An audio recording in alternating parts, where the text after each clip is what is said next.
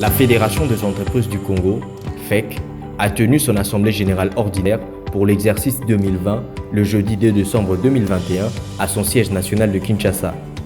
À l'ordre du jour était inscrit l'approbation du rapport du conseil d'administration sur les activités de la fédération au cours de l'exercice 2020, l'audition du rapport du commissaire aux comptes, l'approbation des comptes de l'exercice 2020, la décharge de sa gestion accordée au conseil d'administration, le régime de cotisation de l'exercice 2020 et l'élection de commissaire aux comptes.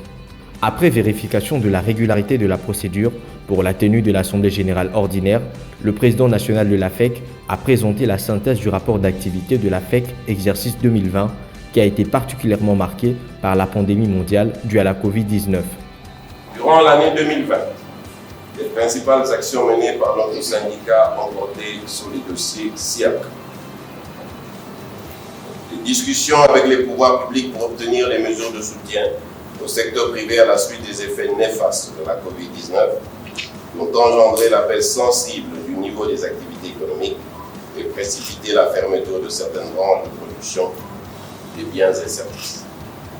Les discussions avec les autorités provinciales de Kinshasa pour prendre des mesures nécessaires à la suite du confinement de la commune de la Gombe en vue d'assurer la production et la distribution des biens essentiels pendant la période de la pandémie.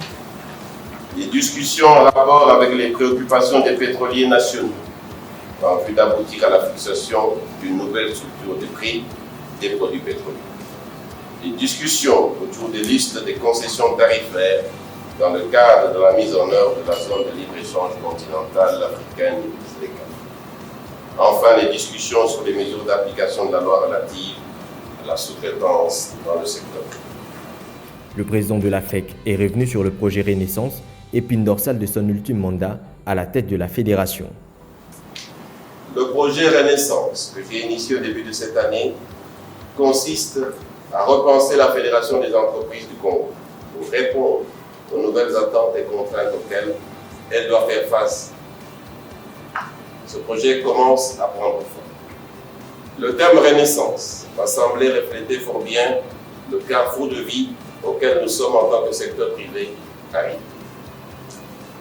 Renaissance dans le renforcement de notre administration pour la rendre à même d'embrasser au mieux les attentes de nos membres. Renaissance par la révision de nos statuts pour mieux refléter l'état d'une organisation moderne. Renaissance, oui, de notre rôle aux côtés des organes étatiques, afin que le secteur privé devienne partie prenante, j'insiste, partie prenante en amont des projets structurants initiés par le gouvernement. L'année 2022 sera l'année du renouveau de la Fédération des entreprises du Congo qui s'apprête à célébrer ses 50 ans. La FEC doit s'adapter aux enjeux actuels pour pérenniser sa vision dans le futur. Une pérennisation qui passe par des réformes profondes. Il s'y est de noter que le rapport du commissaire aux comptes a été approuvé par l'Assemblée générale et le régime de cotisation actuel a été reconduit pour l'exercice 2021.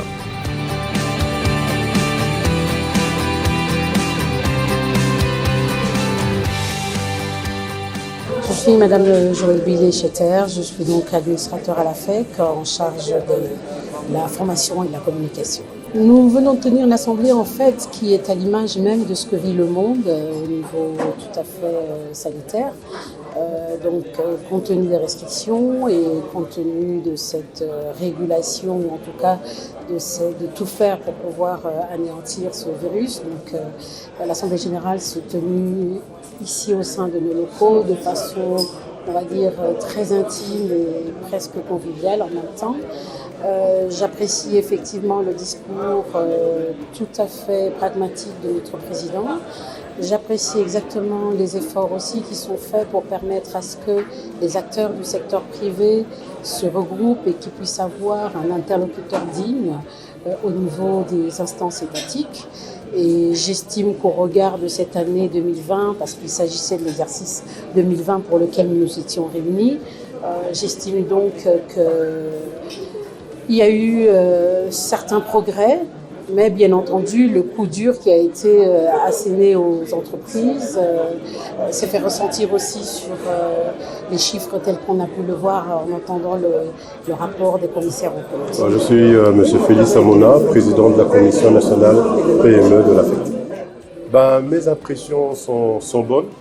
surtout parce que le président a placé le cap sur l'avenir, avec le programme Renaissance, qui est un programme très important pour la relance des activités de la FEC, la relance de la FEC en tant qu'organisation, pour augmenter son potentiel dans sa dimension chambre syndicale et aussi chambre de commerce. Et aussi rénover tous les textes existants de la FEC pour emmener encore d'autres membres à venir nous rejoindre.